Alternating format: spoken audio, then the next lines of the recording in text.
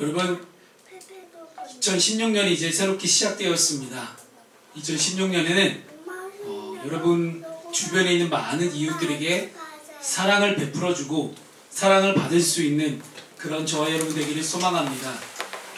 근데 이렇게 새로운 마음가짐을 이제 품고 우리가 2016년을 시작하면서 우리가 하나님의 자녀가 된다는 그 사실을 우리가 마음으로 믿고 또 입술로 고백하며 우리가 세상 가운데 나아갔을 때 과연 세상이 우리를 환영해 줄까? 오늘 본문에는 예수님을 이야기하고 있습니다. 우리가 함께 읽은 이 요한복음이라는 이 문서는 예수님이 어떤 인간의 육신의 몸으로 오셨지만 예수님이 하나님과 동등한 분임을 말씀하고 있습니다. 그래서 요한복음 1장 1절 말씀에는 태초에 말씀이 계시니라고 시작하고 있습니다. 태초에 말씀이 계셨는데 하나님께서 이 말씀으로 세상을 지으셨고 지금 이 자리 가운데 있는 이 모든 것들을 우리를 포함한 모든 것들을 다 만드셨다고 성경은 기록하고 있습니다. 그런데 이 말씀이 육신이 되어 이 땅 가운데 오신 분이 예수님이라고 요한복음은 기록하고 있습니다. 그렇다는 것은 예수님은 원래 하나님과 동등하신 분이었습니다. 그리고 예수님 자체가 바로 하나님의 말씀이셨습니다. 하나님과 동등하시며 하나님과 동일한 그런 권세를 가지고 계시고 하나님의 말씀으로 모든 것을 창조하셨던 그 말씀 자체가 되셨던 그 예수님, 여러분 이 개념이 조금 이해가 안 되실지 모르겠지만 신학적으로 이것을 삼위일체라고 표현합니다. 하나님과 예수님과 성령님 이 세 분이 원래 동일한 분이다. 동일한 분이지만 각각의 다른 위격을 가지고 있다. 이 위격을 우리가 라틴어로 페르소나라고 이야기하는, 페르소나라는 단어는 지금 영어의 person이라는 단어로 바뀌어진 원래 원어가 바로 페르소나라는 단어입니다. 이 페르소나라는 이 위격, 이 세 가지의 위격이 다른 세 가지 각기 다른 종류의 위격을 가지고 계시지만 이 각기 다른 종류의 이 세 가지 위격이 본래 다 하나님 한 분으로 이어지고 이 하나님 한 분 안에 하나님 예수님 성령님이 함께 계시다. 그래서 삼위, 세 가지 위격 삼위일체다. 하나의 한 분이시다라는 것들을 삼위일체라고 표현합니다. 조금 어려운 대목입니다. 조직신앙에서도 저희가 신학교에서도 정말 이해하기 힘든 대목이고 아직까지도 굉장히 많은 신학적인 그런 설왕설래가 이루어지는 내용이 바로 삼위일체입니다. 아마도 이 삼위일체에 대해서 아마 여러분들이 이해하시려면 조금 더 많은 신앙적인 경험과 말씀에 대한 이해도가 필요할 것 같습니다. 어쨌든 분명한 것은 이 요한복음만큼 삼위일체에 대해서 분명하게 기록한 그런 문서가 저는 없다고 생각합니다. 창세기와 요한복음은 굉장히 밀접하게 이어져 있는데 이 요한복음 가운데서 말씀하고 있는 분명한 메시지 하나는 이것입니다. 우리가 보았던 그 예수라는 사람은 사람이지만 동일하게 하나님과 동등한 분이다. 근데 이 예수님이 어디서 오셨냐? 하늘에서 하나님과 함께 계시다가 하나님의 말씀으로 계시다가 말씀이 육신의 옷, 사람의 옷을 입고 이 땅에 내려오신 분이 예수님이다라고 분명하게 기록하고 있습니다. 그런데 오늘 본문 10절, 18절 사이에 나오는 내용은 무슨 내용이냐면 이렇게 육신의 옷을 입고 내려오신 예수님을 이 온 세상이 환영하고 웰컴하고 받아줬느냐는 그런 이야기예요. 그렇지 않다는 거죠. 예수님이 이 땅에 오셔서 하나님 나라의 법칙에 대해서 하나님 나라의 율법에 대해서 하나님 나라의 정말 사랑에 대해서 하나님 나라의 윤리에 대해서 3년 동안 돌아다니면서 많은 사람들에게 하나님 나라의 윤리에 대해서 분명하게 가르치셨습니다. 그런데 기존의 이 하나님 나라의 윤리에 대해서 지금 현재 듣고 있는 그 수많은 사람들이 기존에 알고 있었던 하나님 나라하고 너무 다른 겁니다. 여러분 만약에 여러분들이 기존에 알고 있었던 너무나 상식적이었던 너무나 당연했던 일이 잘못된 것이라고 딱 밝혀지는 그 순간 완전 극적인 대반전이죠. 마치 브루스 윌리스가 귀신이라는 이제 거의 식스센스급의 대반전, 그런 반전이 딱 일어났을 때 모두가 겪게 되는 그런 충격들. 우리 학생들 혹시 식스센스 못 보셨나요? 너무 오래된 영화라 미안합니다. 한 10년 이상 된 영화라. 여러분들이 아주 어렸을 때 나왔던 영화예요. 아무튼 스포를 하자면 브루스 윌리스가 귀신이에요. 거기서 영화 속에서. 그러니까 누가 식센스 딱 나온다. 귀신이네. 이렇게 하시면 돼요. 우리가 모두가 당연하게 알고 있었던 그런 것들이 아니라고 딱 밝혀졌을 때 우리에게 다가오는 커다란 충격들, 참 감당하기 힘들 것입니다. 아마 그래서 그랬을 것입니다. 예수님이 이 땅에 오셔서 하나님 나라의 윤리를 열심히 선포하고 다니셨는데 그것을 듣고 있는 수많은 이스라엘 사람뿐만 아니라 그 주변의 이방 나라에 있는 수많은 사람들까지도 도대체 이게 뭐냐, 지금까지 태어나서 살면서 그런 가르침을 이 사람들은 들어본 적이 단 한 번도 없는 거예요.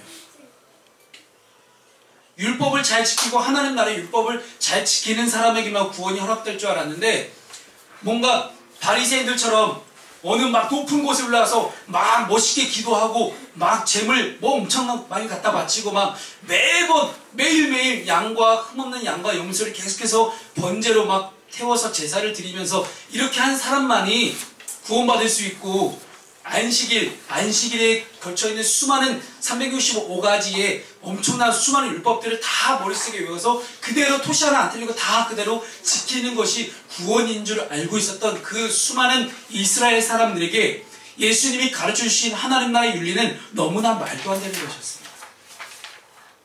그렇기 때문에 예수님은 육신의 옷을 입고 하나님이셨지만, 육신의 옷을 입고 이 땅에 내려오셨지만 이 땅에 살고 있던 사람들에게 전혀 환영을 받지 못하셨습니다. 아마도 여러분들이 이 교회 문 밖을 나가서 세상 가운데 살아가시면서 그리스도인으로 살아간다, 내가 정말 예수님을 믿는 그리스도인으로 살아간다, 그렇게 생각해 보시면 굉장히 수많은 어려움을 당할 것입니다. 예수님 말씀하시기를 나는 세상에 검을 주러 왔노라고 이야기하십니다. 검, 칼이죠. 이 칼을 주러 왔노라고 말씀하시는 거예요. 무슨 얘기냐? 예수 믿는 사람과 믿지 않는 사람의 분명히 다툼이 일어날 수밖에 없다. 왜 다툼이 일어나느냐? 이 세상은 악한 마귀 권세가 가득하기 때문에 그 가운데서 정말로 하나님을 잘 믿는 사람으로 살아가려면 그것들과 끊임없이 부딪힐 수밖에 없다는 거예요. 거기서 나타나는 다툼을 세상이 검을 주러 왔노라라고 표현하십니다. 혹시 저와 여러분의 삶 가운데 내가 예수 믿는다는 이유로 여러분 가족이나 친구나 혹은 여러분 주변 사람들로부터 갈등이나 다툼이나 고통이 없다면 여러분들은 예수 믿는 것이 아닙니다. 무슨 얘기냐? 예수를 정말 잘 믿는 사람들은요, 예수 잘 믿는 분들은 예수 안 믿는 사람들과 끊임없이 부딪힐 수밖에 없습니다. 자, 쉽게 하나 예를 들죠. 예전에 어떤 친구가 저한테 그런 얘기를 했어요. 학교에, 안산대학교에서 저를 찾아와서 상담을 하는데 그걸 물어봅니다. 목사님, 저 이제 교회 다니고 예수님 믿어보려고 하는데요, 제가 3대 독자인가 그렇대요. 저 독자인데 저 집에서 제가 제사 안 드리면 큰일 나요. 어떡할까요? 분명히 일어날 수 있는 문제입니다. 조금 있으면 이제 1월 달이 지나고 2월 달이 되면 구정이 다가오죠. 구정에 다 집에서 차례 제사를 지내죠. 근데 이거 어떡할 거예요? 예수 믿는 사람이기 때문에 나 제사 안 지내겠다 딱 해버리면 수많은 친척들과 가족들 사이에서 엄청난 반목이 일어날 것입니다. 분명히 부딪힐 만한 문제예요. 또 한 가지 예를 들어볼까요? 저희 안산대학교에 정말로 예수님 잘 믿는 여자애가 있어요. 학생이 참 신앙이 좋아요. 저기 큰 교회 다니는 친구인데 남자친구가 교회를 안 다녀요. 제가 뭐라고 얘기할게요? 당연히 헤어지라고 했겠죠. 제 입만 열면 저는 항상 헤어지라고 이야기합니다. 당연히 헤어지라고 했죠. 그래서 결국 그 남자가 어떻게 된지 아세요? 지금 교회 엄청 잘 다녀요. 왜냐? 여자친구가, 너무나 사랑하는 여자친구가 교회를 너무 열심히 다니는데 그 남자한테 이야기를 한 거예요. 난 네가 교회 안 다니면 난 너랑 사귀지 않겠다라고 제가 얘기한 걸 그대로 얘기해버린 거예요. 너무 순수하죠? 참 순종을 잘하는 친구예요. 그렇게 얘기했더니 정말로 그 남자애가 교회를 다니기 시작했어요. 지금 엄청 잘 다녀요. 분명히 이 남자애는 교회 다니기 전에 이 여자친구가 맨날 교회 가서 있는 게 싫었을 거예요. 자기랑 데이트하는 게 너무 좋고 자기는 이 여자애를 다른 데로 데려가서 다른 데서 재밌게 놀고 먹고 마시고 즐기고 좋은 그저 즐기는 서로가 서로에게 좋은 이야기 할 수 있는 그런 공간을 원하면서 데이트를 밖에서 했을지 모르겠지만 그런 것들을 원했을지 모르겠지만 이 여자아이의 생각은 달랐습니다. 제일 먼저 나에게 먼저 세워져야 될 생각은 뭐냐? 바로 하나님 우선주의였어요. 예배 우선주의였어요. 교회가 우선이다. 내 인생에서 교회와 하나님과 예배가 우선이기 때문에 이 우선순위에 대한 설정, 우선순위를 먼저 잘 세우고 나서 나머지 것들을 하겠다라고 이 친구가 이야기를 하는 겁니다. 그런데 만약에 이 여자아이가 신앙이 조금이라도 부족하거나 좀 흔들렸거나 조금이라도 우선순위를 설정하는 것에 있어서 조금이라도 틈을 줬다면 아마도 이 남자친구를 따라서 교회를 조금 뜸하게 다녔을 수도 있어요. 하지만 이 여자아이의 분명한 신앙, 분명한 우선순위를 가지고 접근하니까 여러분 신념이 확고한 사람은 그 어떤 사람도 이길 수가 없습니다. 그것이 도산 안창호 선생님께서 얘기하신 거거든요. 신념이 확고한 사람. 그런데 이 여자친구는 신념이 너무나 확고하기 때문에 그 변하지 않는 그 신념, 하나님에 대한 사랑과 우선순위가 이 남자친구를 변화시켜서 그래?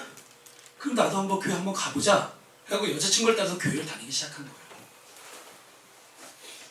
한 영혼이 변화되는 거 참 쉽습니다. 한 영혼이 변화되는 거는요. 그 한 영혼 가장 곁에 있는 가장 가까이 있는 한 영혼이 제대로만 서 있으면 가장 가까이 있는 한 영혼은 변화되는 거는 굉장히 쉬운 문제입니다. 저희 아버지께서는 원래 교회를 안 다니셨습니다. 아들이 목사지만 이제 제가 목사가 되겠다고 할 때는 교회를 다니셨어요. 하지만 그 이전까지 결혼하고 거의 한 15년 가까이 교회를 안 다니셨어요. 저희 어머니는 모태신앙이시고요. 그런데 저희 어머니께서 1년 360일 새벽기도를 쉬지 않으십니다. 매일매일 몇십 년을 새벽기도를 나가시면서 저희 아버지를 위해서 기도하셨습니다. 그리고 저희 형도 교회를 안 다녔거든요. 작년부터 교회 다니기 시작했습니다. 하나님의 놀라운 강권적인 역사로 하나님께서 그냥 끌어다 앉히신 거예요. 근데 이 모든 결과물들이 있게 하는 원인은 저는 저희 어머니의 새벽기도라고 분명하게 확신합니다. 저희 어머니가 몇십 년 동안 쌓아오신 이 새벽기도의 결과가 저희 아버지와 저희 형을 교회로 인도했습니다. 여러분, 누군가가 한 명이 잘 세워지기 위해서는 가장 가까이 있는 사람이 잘 서 있어야 합니다. 그런데 오늘 예수님께서 이 땅에 오셨을 때 분명히 예수 믿지 않은 수많은 사람들, 그 전까지 모세의 율법이 전부라고 알고 있었던 수많은 사람들은 그것을 거부하기 시작했습니다. 여러분, 처음 교회 나오는 거 정말 어렵습니다. 처음 교회 나오는 거 정말 어려워요. 왜냐하면 기존에 내가 알고 있던 습관적으로 내가 살았던 그 일상과는 정말 다른 인생을 살아야 되기 때문입니다. 오늘 왜 이렇게 빈자리가 많이 보일까요? 빈자리가 많이 보이는 이유 중에 하나는 저는 그렇게 생각합니다. 아직도 우리 성도들 간에 일요일날 오전 11시에 교회에 오는 것이 익숙치가 않은 거예요. 익숙치가 않은 겁니다. 근데 저는 몇십 년을 이 시간만 되면 늘 예배를 드렸기 때문에 저의 생체 리듬, 저의 모든 곳에는 다 그에 맞춰져 있습니다. 그래서 오히려 일요일날 오전 11시에 딴 데 있을 수가 딴 데 있어 본 적이 한 번도 없습니다. 그렇기 때문에 이상해요. 오히려 딴 데 있는 게 이상할 것 같아요. 그런데 아직까지도 저희 이 자리 가운데 보이지 않는 분들은 일요일날 오전 11시에 교회 나와서 예배를 드리는 게 너무나 낯선 거죠. 그 전까지는 내가 일요일 오전 11시에 집에서 그냥 TV 보고 있었으니까, 누워서 잤으니까 괜찮았던 거죠. 그게 좋았는데 지금은 여기에 나와야 된다고 생각하니까 쉽사리 발걸음이 떨어지지 않는 것입니다. 기존에 내가 알고 있었던 그 편안함, 기존에 내가 알고 있었던 그 습관들, 나에게 뿌리 박혀있는 그 수많은 관습들, 그것들이 나를 교회로 인도하는 것을 방해하고 있는 것입니다. 그래서 항상 저한테 제가 이제 교회에 안 나오지 이제 주일날 빠진 분들한테 이제 우리 학생들 같은 경우는 단체 톡방으로 쑥 날리고요. 이제 대학생 이상인 분들한테 제가 개인적으로 톡을 날려요. 그러면 참 나오는 이유들이 참 다양해요. 참 다양해요. 수많은 이유들을 거기다가 다 대답을 다는데 그 수많은 이유들을 제가 아무리 살펴봐도 하나님보다 우선시 될 수 있는 게 전혀 없는 거예요. 세상에 그 어떤 것도 하나님보다 우선시 될 수가 없는데 어느 순간 오늘 본문에 나오는 수많은 모세의 율법이 전부인 줄 알고 있던 사람들은 어느 순간 하나님보다 우리가 하나님을 잘 믿어보려고 모세의 율법을 만들었었는데 이 하나님보다 모세의 율법을 더 우선시하게 되는 그 순간들이 바로 오늘 본문의 상황입니다. 그런데 이 모세의 율법이 전부가 아니라 하나님 나라의 윤리를 가지고 새롭게 등장한 이 예수라는 분을 도저히 받아들일 수가 없었다는 것이죠. 그래서 오늘 본문을 통해서 하나님께서 우리에게 말씀하고자 하시는 부분은 너무나 명확합니다. 하나님 외에 우리가 우선순위를 세웠던 모든 것들을 다 무너뜨리는 것입니다. 모세의 율법, 그렇죠. 어떤 행위를 통해서 구원받을 수 있고 우리가 이 자리에 나와서 예배를 드리면서 내가 구원받을 수 있다고 생각하는 것들. 근데 여러분 잘 기억하세요. 일요일날 오전 11시에 교회에 나와서 예배 드린다고 다 구원받는 거 아닙니다. 분명하게 말씀드리지만 내가 예수님을 믿어야만 구원받을 수 있습니다. 일요일날 오전 11시에 교회에 나와서 예배를 드리는 것은 단순히 우리가 어떤 모세 율법같이 모세 율법은 아니지만 율법처럼 우리가 하나님께 가까이 다가가기 위한 과정일 뿐입니다. 하나님께 한 발짝 한 발짝 더 가까이 다가가기 위한 그런 한 발짝 더 내딛는 것 뿐이에요. 근데 이 한 발짝 한 발짝 내딛다 보면 어느 순간 우리는 목표 지점에 도달해 있습니다. 그것을 바로 우리는 신앙생활이라고 이야기하는 거예요. 한 방에 이렇게 슉 날아갈 수는 없어요. 비행기도 오늘 이제 우리 김민지 학생이 미얀마를 떠나거든요. 오늘 저녁 비행기로 이제 미얀마로 떠나는데 일주일간 단기 선교를 떠나는데 미얀마도 여러분 4시간 이상 걸려요. 비행기로 가면. 한 방에 훅 갈 수 있는 건 없어요. 세상에 뭐 이렇게 뭐 어떤 애니메이션 만화의 주인공처럼 한다고 어디 막 가볼 수 있고 그런 거 없습니다. 우리의 모든 인생 속에는 다 한 스텝, 한 스텝, 한 스텝, 한 스텝, 한 계단, 한 계단, 한 계단, 한 걸음, 한 걸음 가는 그 한 걸음만 있을 뿐입니다. 지금 내가 내딛는 이 한 걸음을 내가 당당하게 내가 내딛었을 때, 지금 내가 이 한 걸음 내딛는데 최선을 다할 때, 우리는 어느 순간 목표 지점에 도달해 있습니다. 우리가 지금 할 일은 뭔지 아세요? 어떤 저 멀리의 목표를 바라보고, 내 목적지를 바라보면 내가 반드시 거기에 가야지, 어떡하지? 우왕좌왕하는 것이 아니라, 지금 내가 한 걸음 내딛는 것에 최선을 다하는 거예요. 지금 내가 한 걸음 내딛는 것에 최선을 다하는 것이 여러분 얼마나 힘든지 아십니까? 지금 내가 한 걸음 내딛는 것. 지금 내가 한 걸음 내딛는 것을 방해하는 모든 외부의 나를 방해하는 모든 것들을 다 제치고 한 걸음 내딛는 것. 그 한 걸음이 쌓여서 어느 순간 우리를 목적지로 데려다주는 놀라운 긴 거리가 우리에게 주어질 것입니다. 사랑하는 성도 여러분, 저와 여러분 삶 가운데 지금까지 어떤 모세의 율법만을 바라보며 그냥 교회 나오면 어떻게 되겠지라고 한 생각들이 있었으면 이제는 과감히 버리시기 바랍니다. 교회 나와서 어떻게 되겠지? 안 됩니다.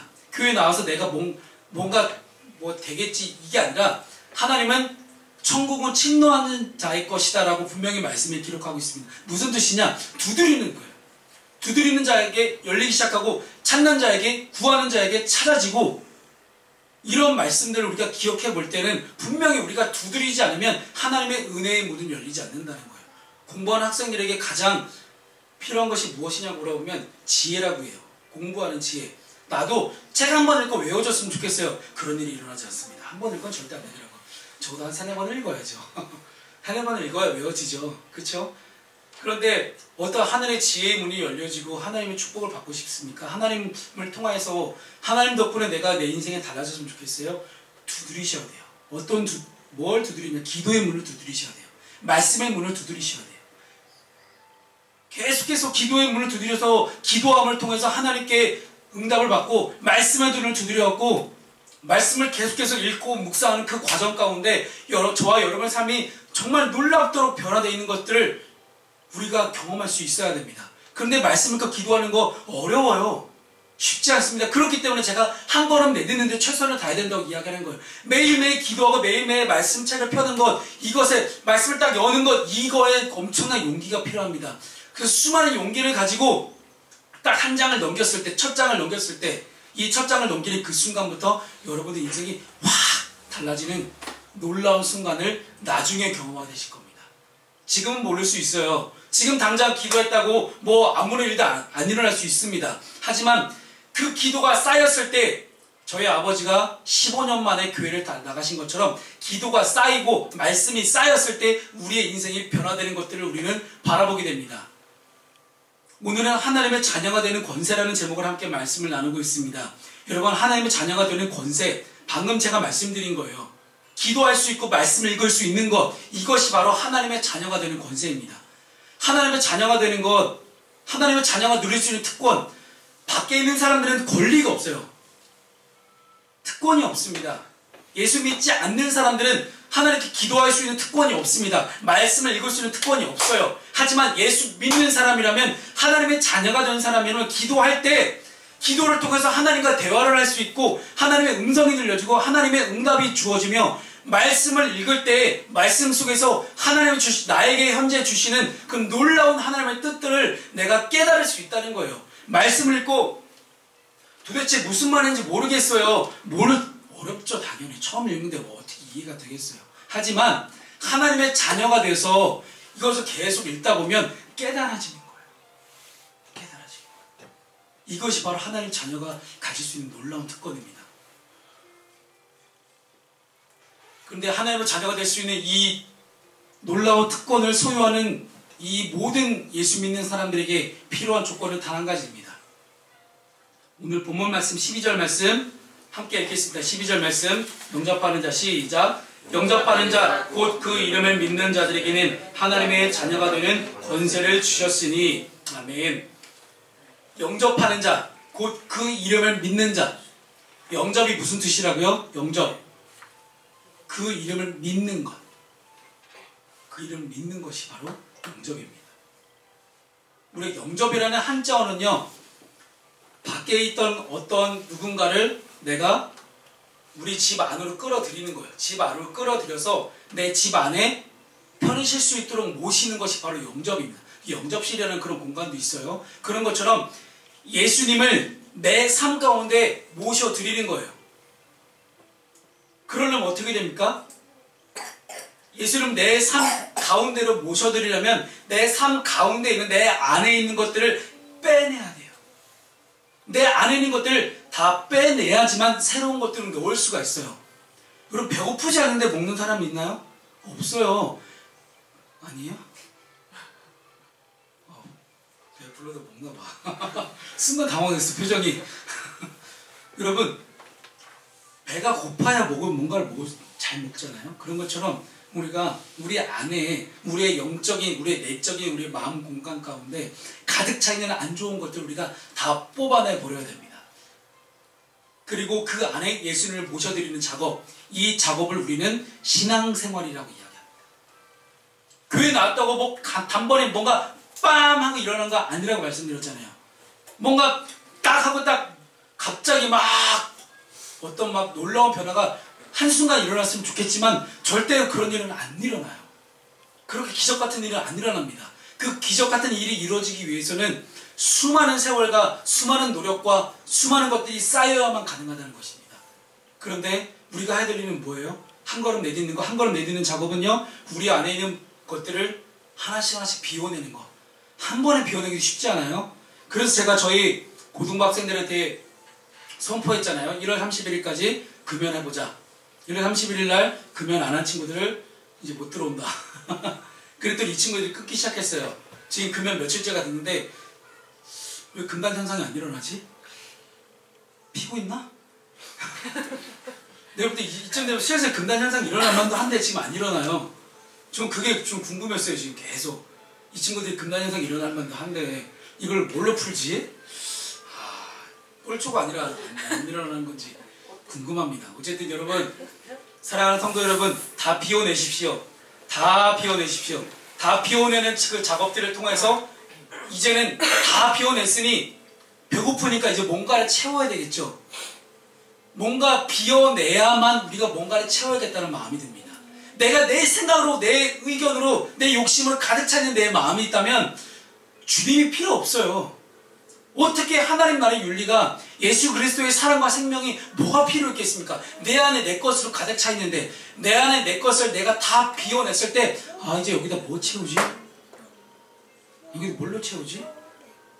담배를 안 피니까? 이제 담배 안 피는데 내가 뭘 할까? 핸드폰이 없으니까 핸드폰 이제 게임을 못하는 시 내가 뭘 할까? 다른 것들을 찾게 되잖아요. 그런 것처럼 완벽히 비워진 내 마음 가운데, 내 영적인 내 속 안에 속사람 가운데 다 비워졌으니 이제는 우리가 뭔가를 채워야겠다는 마음이 들기 시작합니다. 그것이 바로 우리의 사랑하는 주님이셨으면 좋겠습니다. 그렇기 때문에 우리가 비워내는 작업을 먼저 해야 됩니다. 그래서 2016년 이 푸른숲 교회 표어가 내 발에서 신을 벗으라입니다.